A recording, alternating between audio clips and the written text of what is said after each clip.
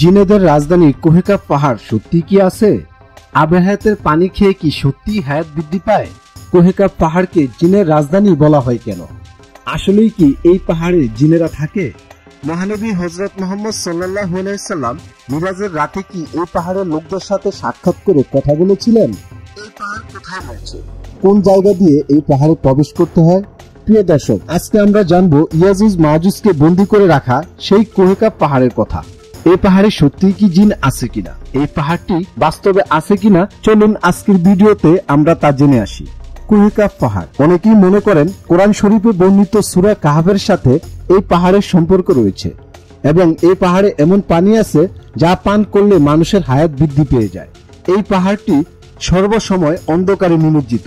পাহাড়টিতে কখনোই চন্দ্র ও সূর্যের আলো প্রবেশ করে না। এমন অন্ধকারময় পাহাড়ে বসবাস করেন জিনেরা, এমনটাই আমরা সবসময় জেনে আসছি। পৃথিবীর মাঝে জিন সত্যিই আছে এবং কোরআনে বর্ণিত একটি সূরা আছে যার নাম সূরা জিন। আল্লাহ পাক রব্বুল আলামিন কোরআন শরীফের মধ্যে বলেছেন, আমি মানুষ এবং জিনকে আমার ইবাদত করার জন্য সৃষ্টি করেছি। এবং হাদিসে বর্ণিত, একবার রাসূলুল্লাহ সাল্লাল্লাহু আলাইহি সাল্লাম ও আলী রাদিয়াল্লাহু তাআলা আনহু যুদ্ধ শেষে ফিরছিলেন। তখন এমন একটি জায়গায় এসে তারা বিশ্রাম নিচ্ছিলেন, সেখানে জিন ছিল এবং সেই জিনদের সাথে আলী রাদিয়াল্লাহু তাআলা আনহু যুদ্ধ করেছিলেন এবং সেই যুদ্ধে জিনের বাদশা আলী রাদিয়াল্লাহু তাআলা আনহুর কাছে আত্মসমর্পণ করেছিলেন এবং আলী রাদিয়াল্লাহু তাআলা আনহুর কাছে ঈমান এনেছিলেন। এবং যেহেতু রাসূলুল্লাহ সাল্লাল্লাহু আলাইহি সাল্লাম মিরাজের রাতে এই পাহাড়ের কথা উল্লেখ করেছেন, তাহলে সত্যি কোহেকাফ পাহাড় বাস্তবে আছে। অনেকেই মনে করেন এই পাহাড় জিনদের দুনিয়ায় প্রবেশ করার দরজা। এই পাহাড়টি পুরো পৃথিবীর চারপাশ এমনভাবে ঘিরে আছে যেমন হাতের আঙ্গুলের ভিতর একটি আংটি ঢুকে থাকে। আবার অনেকেই মনে করেন এই পাহাড় গভীর সমুদ্রের তলদেশে অবস্থিত। এই পাহাড় সম্বন্ধে অনেক ধরনের আজব কাহিনী শোনা যায়। এই পাহাড় সম্বন্ধে আরো বিস্তারিত জানতে হলে আমাদের কাহাফ পাহাড় সম্বন্ধে আগে জানতে হবে। কোহেকাফ পাহাড়, কাহাফ পাহাড় অথবা জাবালে কাহাফ নামে প্রসিদ্ধ বেশি। সকল মানুষ এই নামেই পাহাড়টিকে বেশি চিনে। আরব এবং ইরানের মাঝামাঝিতে এই পাহাড়টি রয়েছে, যাকে পৃথিবীতে এমন অন্ধকার কূপ মনে করা হয় যেখানে পৃথিবীর কোনো মানুষ কখনোই পৌঁছাতে পারে না। এবং পশ্চিমা রূপকথায় সেখানে একটি বড় পাখির কথা বর্ণনা করা হয়েছে, যে পাখিকে রোগ বার্ড বলা হয়। যেই পাখিগুলি এমনই বড় হয় যে তাদের একটি থাবায় আস্ত একটি হাতি নিয়ে তারা উড়ে যেতে পারে।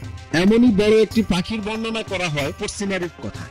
কোহেকাফ পাহাড়কে জিনেদের পাহাড় বলা হলেও সত্যি এই পাহাড়ে আসলে জিন নেই। তবে হ্যাঁ, মহানবী হযরত মুহাম্মদ সাল্লাল্লাহু আলাইহি সাল্লামের কথা অনুযায়ী এই পাহাড়ের ভিতর কিছু জীব রয়েছে, তবে তারা মানুষের থেকে আলাদা। মহানবী সাল্লাল্লাহু আলাইহি সাল্লাম কখনোই বলেনি যে তারা জিন।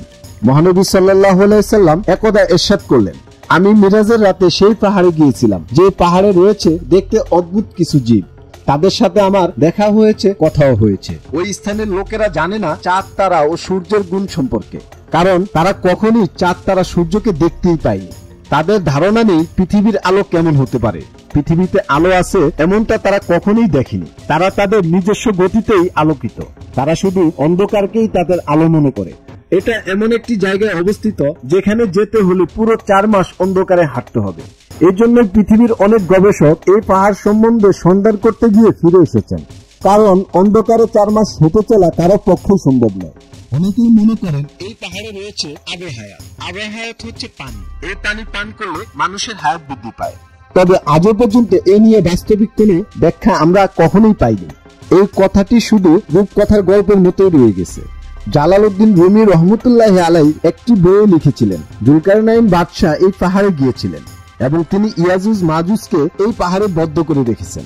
তবে আজও কেউ অনুসন্ধান করতে পারেনি যে সত্যি কি ইয়াজুজ মাজুজ এই পাহাড়ে বন্দী আছে কিনা। এই জন্যই পৃথিবীর অনেক গবেষক এই পাহাড় সম্বন্ধে সন্ধান করতে গিয়ে ফিরে এসেছেন, কারণ অন্ধকারে 4 মাস হেঁটে চলা কারো পক্ষেই সম্ভব নয়। মহানবী সাল্লাল্লাহু আলাইহি সাল্লাম বলেছেন, এই পাহাড়ে শুধু তারাই প্রবেশ করতে পারবে যারা নবী হযরত লূত আলাইহিস সালামের উত্তরসূরি। জুলকারনাইন এই পাহাড়ে প্রবেশ করতে পারেনি। এই পাহাড়ের লোকগুলো কোনো ধরনের পোশাক পরিধান করে না। তাদের মাঝে কোনো কন্যা সন্তান নেই, নেই কোনো মহিলা। এই পাহাড়ের লোকেরা জড়িপুটি খেয়ে বেঁচে থাকে, তবে তারা আল্লাহ তাআলার ইবাদত করে। এই কথা শুনে সাহাবারা বলে উঠলেন, এরা কি ফেরেশতা? তখন হুজুর পাক সাল্লাল্লাহু আলাইহি সাল্লাম বললেন, তারা ফেরেশতা নয়, তবে তারাও ফেরেশতাদের মতো আল্লাহ তাআলার আদেশ মেনে চলে। সব সময়ই তারা ইবাদতে মশগুল থাকে। এই পাহাড় সম্বন্ধে এখনো কেউ কোনো কিছু জানে না। এখনো বিজ্ঞানের বাহিরেই রয়েছে এই পাহাড়টি। এ পর্যন্ত বিজ্ঞানীরা কখনোই এই পাহাড়টিকে বর্ণনা করতে পারেনি। জাবুরকা এবং জাবুসার পাহাড় ঘেঁষেই এই পাহাড়টি অবস্থিত রয়েছে। এই পাহাড়টি জিনেদের রাজধানী কিনা এ নিয়ে হাজারো মতবিরোধ রয়েছে। কারোর মতে এই পাহাড় পৃথিবীতে নেই, আবার কারোর মতে এই পাহাড়ের অস্তিত্ব পৃথিবীতে আছে। তবে 4 মাস অন্ধকারে হাঁটতে হবে বলে এই পাহাড়ের দিকে কেউ যায় না। তবে আমরা মনে করি মহানবী হযরত মুহাম্মদ সাল্লাল্লাহু আলাইহি সাল্লাম যেহেতু বর্ণনা দিয়েছেন, তিনি এই পাহাড়ে থাকা লোকদের সাথে কথা বলেছেন, দেখা করেছেন, তাহলে এই পাহাড় পৃথিবীতে আছে। তবে যদি হাদিসটি সহিহ হয়। তবে বেশিরভাগ মুহাদ্দিস ইকরাম এই হাদিসগুলিকে জাল বলে আখ্যায়িত করেন।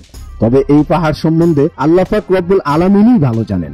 তাহলে আজ আমরা জানলাম কোহে কাফ পাহাড় সম্বন্ধে। বন্ধুরা, ভিডিওটি আজ এই পর্যন্তই।